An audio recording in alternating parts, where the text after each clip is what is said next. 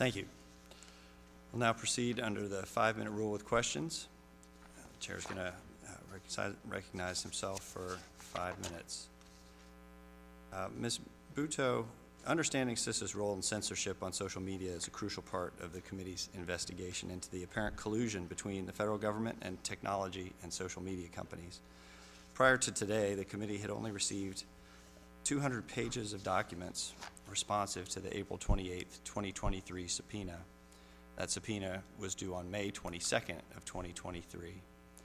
Mere hours before this hearing today, CISA produced additional documents pursuant to the subpoena, and we have not been able to review those documents before this hearing.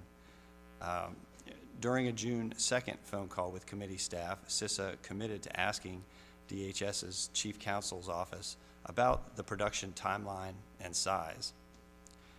When does CISA intend to make another production, and how many productions does CISA anticipate making? Thank you for your question, Mr. Chair. I can appreciate a little bit of the frustration with, the timeline of the document productions. It is correct that there was a production earlier today, and I am anticipating an additional production as soon as this afternoon. Anytime we make productions, we work collaboratively across the components with our Office of General Counsel and OLA, and we will continue to work with you and your staff in a meaningful way forward. Two productions in one day would be outstanding. The same day as the hearing makes it a little challenging, but can you commit to producing additional documents, say by July 6th? Is that, if you're looking at today, that would be reasonable? Yes, Mr. Chairman. That's great.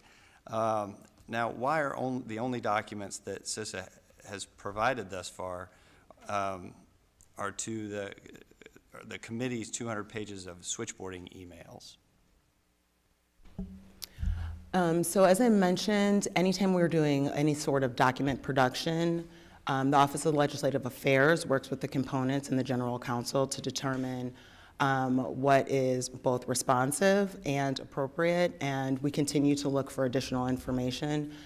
So I think it would be beyond the scope of just the Office of Legislative Affairs to speak to the sequencing, but can commit to working with you moving forward. Now, you'd agree that the committee's subpoena compels the production of additional categories of documents, correct?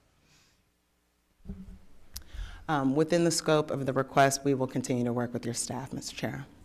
For example, the subpoena compels the production of certain documents and communications between or among CISA and the executive branch of the U.S. government, correct?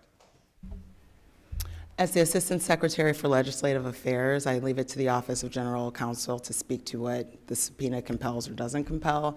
As for our office, I can commit that we will continue to work with your staff in a meaningful way. Can you tell me if those documents responsive to that request, certain documents and communications between CISA and the executive branch, are they included in the most recent production? Can you speak to that? I'm unable to speak to that at this moment. Okay. And the subpoena also compels the production of certain documents and communications internal to CISA, correct? Respectfully, Mr. Chair, anything speaking to what a subpoena compels or doesn't compel is squarely within the lane of our Office of General Counsel, so that would be, a little bit outside of my lane to speak to. Okay, so you can't speak to whether those documents, internal documents, are in the production today?